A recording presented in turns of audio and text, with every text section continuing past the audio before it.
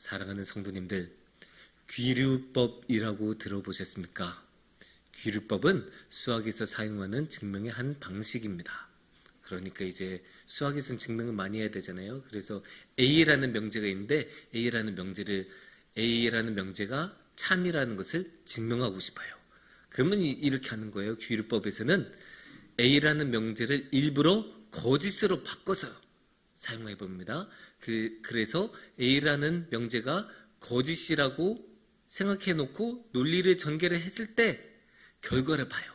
그래서 그 결과를 보니까 논리적인 모순이 생각나네. 그러면 이 A라는 명제는 거짓일 수가 없겠다. 그래서 이 명제는 참여해야 한다.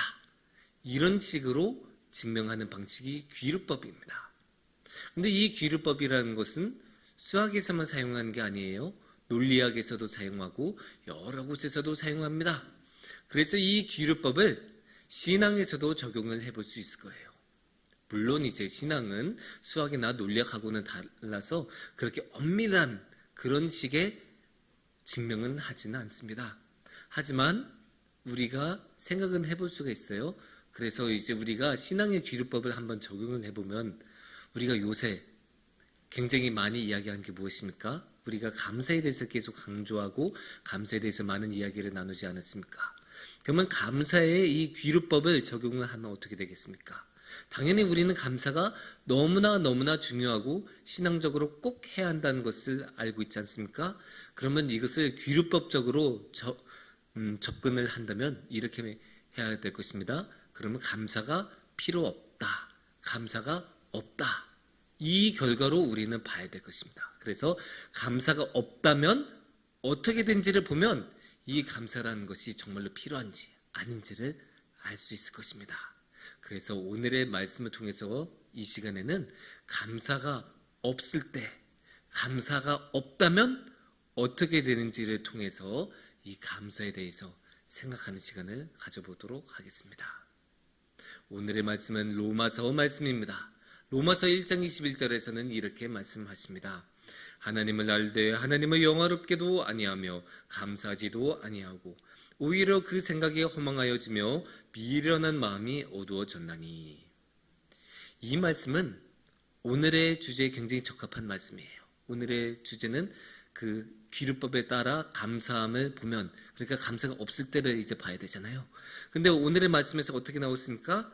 감사하지도 아니하고. 그러니까 감사하지 않는 사람, 그래서 감사하지 않을 때 어떻게 된다라고 오늘의 말씀에서 말하기 때문에 이 주제에 굉장히 적합한 말씀이죠. 그런데 이 말씀은 그냥 감사로 이어지지가 않아요. 감사 이전에 하나가 더 나왔어요. 뭐라고 했습니까? 하나님을 영화롭게도 아니하며. 하나님을 영화롭게 한다는 것은 무슨 뜻입니까? 하나님께 영광을 돌리는 거죠. 하나님께 영광을 돌리는 것은 우리가 다른 말로 뭐라고 할 수 있겠습니까? 하나님께 찬양을 드린다라고도 할 수 있을 것입니다. 하나님께 찬양을 드리는 건 하나님께 영광을 돌리는 것 아니겠습니까? 그런데 제가 얼마 전에 뭐라고 말씀드렸습니까? 감사와 찬양은 같이 간다 말씀드리지 않았습니까? 그러면 여기서도 우리가 다시 한번 확인이 되죠. 영화롭게 한다는 것은 영광을 돌린 거고 영광을 돌린 것은 찬양하는 건데 이 찬양하는 것하고 감사하는 것하고 여기 지금 같이 나오지 않습니까? 그래서 이것을 같이 가는 거니까 감사를 안 하면 영광도 안 돌리는 거예요. 감사를 안 하면 찬양도 안 하는 거예요. 그래서 오늘의 말씀에서는 이렇게 찬양도 감사도 안 할 때 어떻게 되는지에 대해서 말씀을 전하고 있습니다.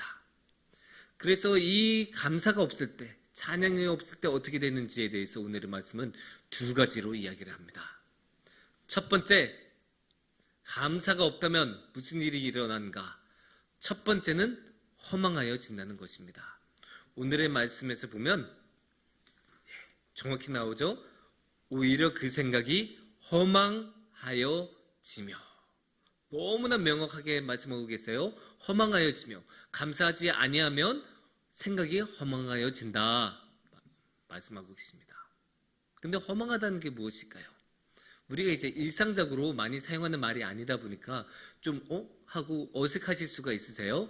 근데 허망하다는 것을 이제 사전에서 보면 무슨 뜻이냐면 이제 거짓되고 망령되다 라는 말로 사용되기도 하고, 또 다른 말로는 어이없고 허무하다라고도 합니다. 그러니까 이제 우리가 조금 더 일상에서 많이 사용한 말로는 허무맹랑하다라는 말하고 비슷하게 생각하시면 될 것 같아요. 이제 통하는 말이죠. 허무맹랑하다. 이 말만 들어도 이게 별로 좋지 않다는 것을 알 수 있잖아요. 그런데 성경에서는 이 허망하다라는 말이 꽤 자주 나오거든요. 그래서 그 사용하는 예를 보면 이 허망하다는 것에 대해서 성경이 어떤 생각을 가지고 있는지 알 수 있어요. 첫 번째로 우리가 예레미야서 16장 19절을 보면 알 수 있을 거예요. 여기서 뭐라고 하시면 우리 조상들의 계승한 바는 허망하고 거짓되고 무익한 것뿐이라. 허망하고 같이 나오는 친구들이 뭐예요? 거짓, 무익, 좋을 리가 없는 거죠. 아니, 거짓되는 거 당연히 성경에서는 십계명에서도 거짓말 하지 말라고 하고 있고, 또 무익하다, 이득이 안 된다, 도움이 안 된다는 것 아니에요? 그러니까 당연히 좋을 수가 없죠. 이렇게 거짓과 무익과 함께하는 이 허망은 좋은 것일 수가 없어요. 이게 성경의 평가예요. 성경은 쉽게 말해서 허망한 것은 무익하다, 정확하게 평가를 하고 있죠. 그런데 이제 참 재밌는 게 성경에서는 이게 성경의 품위를 생각하면 이게 좀 되게 의외이긴 한데 굉장히 원색적으로 표현하는 모습도 볼 수 있습니다. 욥기 11장 12절을 보면 이렇게 말합니다.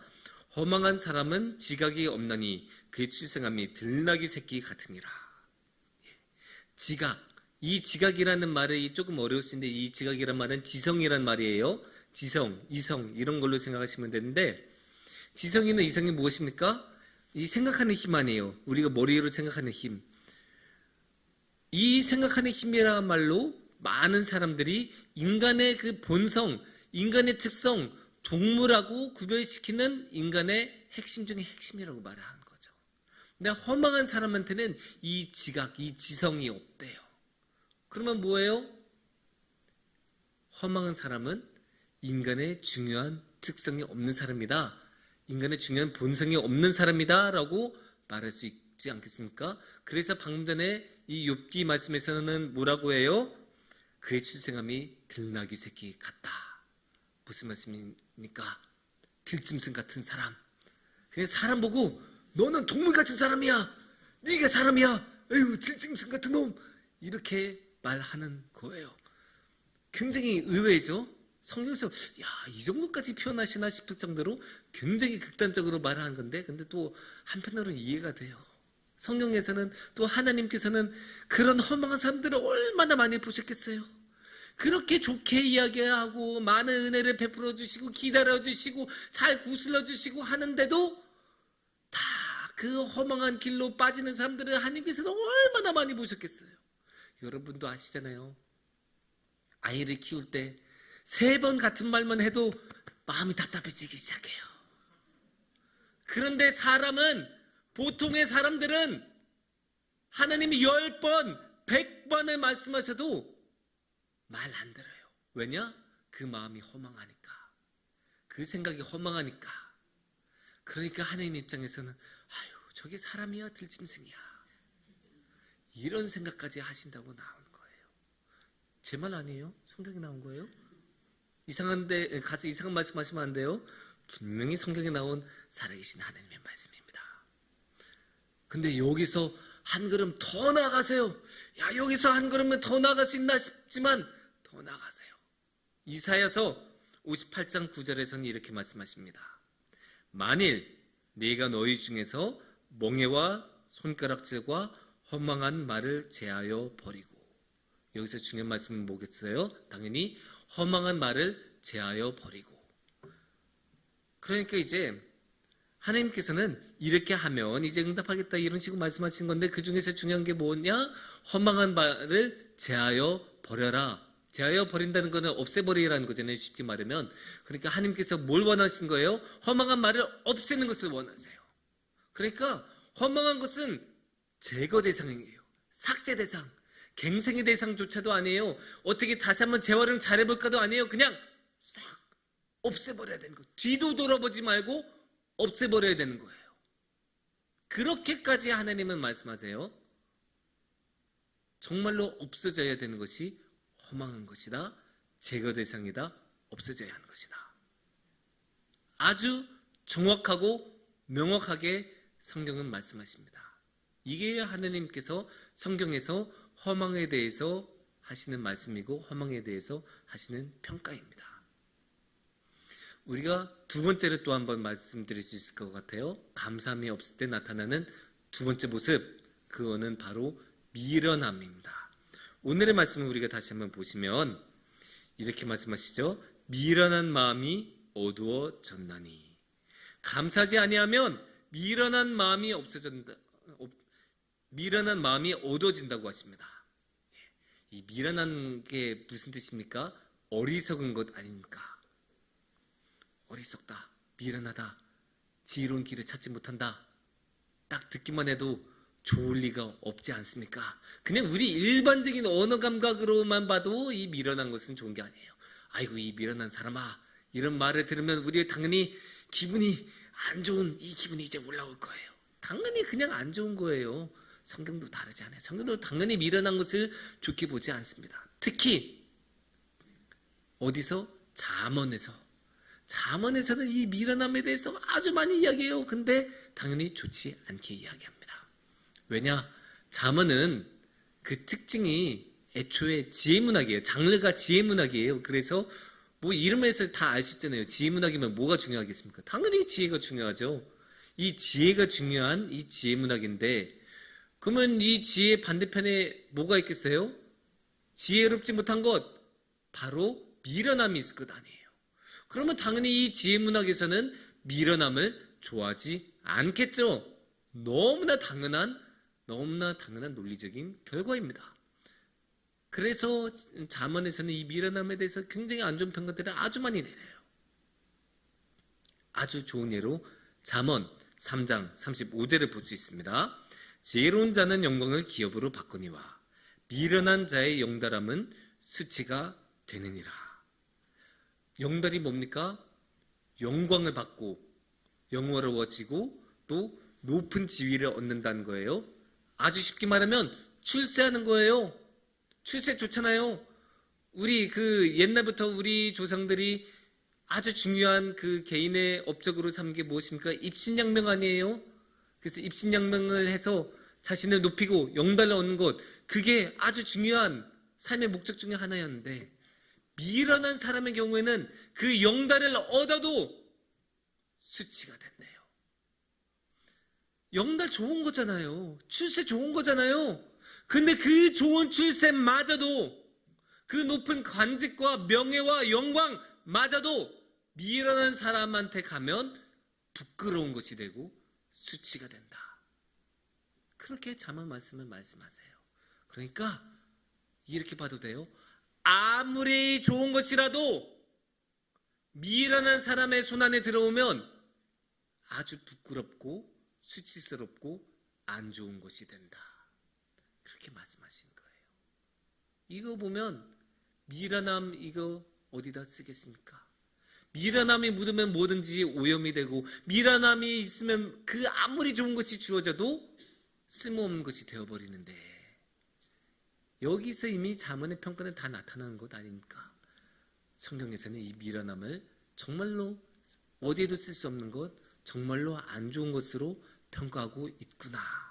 그렇게 알 수 있죠. 그런데 이제 오늘의 말씀에서는 조금 특이해요. 그냥 미련한 마음으로 끝나지 않아요. 미련한 마음이 어떻게 된다고 할까요? 오늘의 말씀을 다시 보시면 미련한 마음이 뭐라고요? 어두워졌나니. 어두워졌대요. 정말로 안 좋은 게 하나가 더 결합이 됐죠. 이 어둡다는 거는 그냥 성경 전체에서 어둡다는 게 좋게 표현이 된 적이 없어요. 특히 요한복음 같은 데는 이제 빛과 어둠의 대립관계를 항상 비유적으로 자주 사용하는 표현법이죠. 특히나 요한일서 1장 5절을 보시면 뭐라고 나오냐? 우리가 그에게서 듣고 너에게 전하는 소식은 이것이니 곧 하나님은 빛이시라. 하나님은 빛이세요? 빛은 뭐예요? 밝죠. 그러면 밝음의 반대가 뭐예요? 어두움. 그러면 이 어두운 마음, 미련해져서 이 어두워진 마음은 밝음의 반대이고 밝음은 빛이고 빛은 하나님이니까 이 어둡다는 것은 결국 하나님의 반대에 놓인 거죠. 그럼 당연히 그거를 좋다고 말할 수 있겠습니까? 절대 그럴 수가 없죠. 성경에 어디에서도 하나님의 반대편에 서인 것을 좋게 말한 경우는 한 번도 없어요. 절대로 그런 것은 있을 수가 없습니다. 왜냐? 우리 모든 삶의 핵심, 중심, 가치 판단의 근거는 하나님이시니까. 그러니까 당연히 하나님의 반대편에 있는 것은 좋을 수가 없어요. 당연히 그건 있을 수가 없는 일입니다. 그런데 이 미련한 마음은 이 하나님의 반대편인 어둠으로 가니까 어때요? 좋을 수가 있어요? 절대 그럴 수가 없죠. 절대로 그럴 수가 없어요. 그래서 미련한 마음, 어두운 마음은 안 좋은 것이다. 그렇게 성경은 평가하고 있습니다. 그러면 이제 우리가 종합적으로 보면 어떻게 될까요? 감사가 없으면 그 결과가 뭡니까? 허망과 미련함이에요. 그리고 이 허망과 미련함 모두 얼마나 안 좋은지, 성경에서 얼마나 안 좋은 평가를 내리는지 이미 말씀을 드렸습니다. 그러면 귀류법에 따라 어떻게 되겠습니까? 감사가 없을 때 그 결과가 허망과 미련함이라는 아주 안 좋은 것이니까 이 안 좋은 것을 따라서 우리가 살 수는 없잖아요. 이 안 좋은 길로 우리가 갈 수는 없잖아요. 그러니까 귀류법적으로 그래 감사가 없는 것이 옳은 게 아니다. 그러면 우리는 뭐예요? 감사를 해야 한다. 이렇게 결론을 내릴 수밖에 없겠죠. 그만큼 우리에겐 감사가 중요하고 감사가 있는 삶이 중요하고 우리는 감사하며 살아가야 한다. 감사하지 않으면 우리는 허망함과 미련함에 빠지기 때문에 우리는 감사하며 살아가야 되고 그것이 바로 하나님을 따라가는 삶이다. 이렇게 우리는 결론을 내릴 수 있습니다. 그런데 이렇게 말씀을 드리면 예 목사님 맞는 말씀인 것 같아요. 그렇게 분명히 성경 말씀하고 계신데 정말로 감사가 그렇게 중요합니까? 아니 그냥 성경 열심히 읽고 기도 열심히 하면 되는 것 아닙니까? 아니 살다 보면 감사한 마음이 안 들 수도 있는 것 아닙니까? 이렇게 말씀하실 수도 있어요. 충분히 그런 마음 드실 수도 있어요. 그런데 그렇게 생각하신 분은 오늘의 본문 말씀을 자세하게 읽지 않으신 분이에요. 왜냐? 오늘의 말씀은 그냥 하나님께 감사하지 아니하면 허망과 미련에 빠진다라고 말씀하지 않으세요. 그 앞에 뭐가 하나 더 있죠. 오늘의 말씀을 다시 보면 어떻게 시작해요? 하나님을 알되라고 나와요. 하나님을 알되 하나님을 영화롭게도 아니하고 감사하지도 아니하면. 그러니까 알되가 뭐예요? 하나님을 알고 있다는 것 아니에요. 하나님을 알고 있어도 하나님께 찬양 안 드리고 감사하지 않으면 허망함과 미련함에 빠진다. 이렇게 말하고 계시는 거예요. 아무리 우리가 기도를 많이 하고 아무리 우리가 성경을 많이 읽어도 감사하지 아니하면 허망함과 미련함에 빠진다는 게 오늘의 말씀이에요. 그래서 성경은 어떻게까지 말씀하신 줄 아십니까? 욥기 말씀을 보시면 욥기 4장 18절 말씀에서는 이렇게 말씀하십니다. 하나님은 그의 종이라도 그대로 믿지 아니하시며 그의 천사라도 미련하다 하시나니. 천사라도 미련하다 하시는 분이 하나님이세요. 그게 뭐예요? 천사도 미련함에 빠질 수 있다는 거예요. 천사가 하나님을 얼마나 잘 알아요? 천사가 얼마나 하나님 곁에 계세요? 천사가 하나님보다 훨씬 하나님 아니죠. 아유 큰일 날 뻔했네. 천사 사람보다 훨씬 위에 있는 존재죠. 사람하고 동급이 아니에요. 하나님께서 사람보다 천사를 훨씬 위의 존재로 만들었어요. 그런데 뭐라고 하십니까? 이 천사조차도 미련하다고 하실 수 있어요. 아무리 하나님을 잘 알아도 감사가 없으면 찬양이 없으면 미련함에 빠져요. 천사라도 우리가 성경을 100번 읽어도 감사가 없으면 미련함과 허망함이 우리의 삶을 찾아옵니다.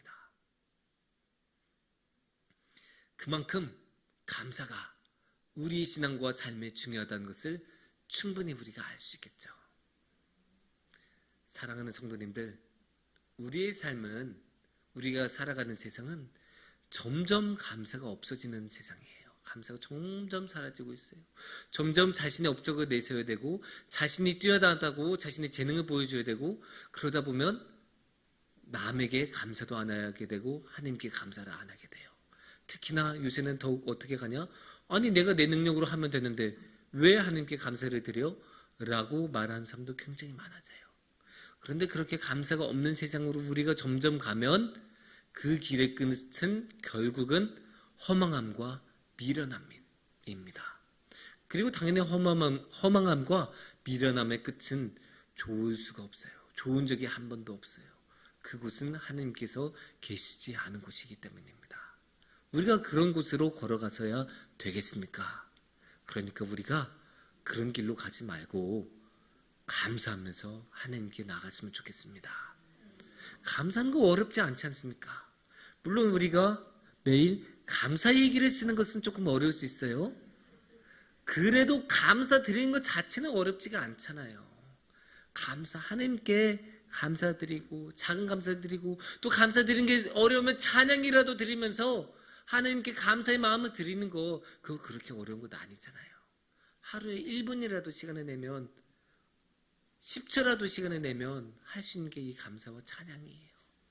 그래서 우리 모두 이 감사를 통해 주님께 더욱더 가까이 나가고 하나님과 함께하는 복을 충만히 누리시기를 축원합니다. 함께 기도드리겠습니다.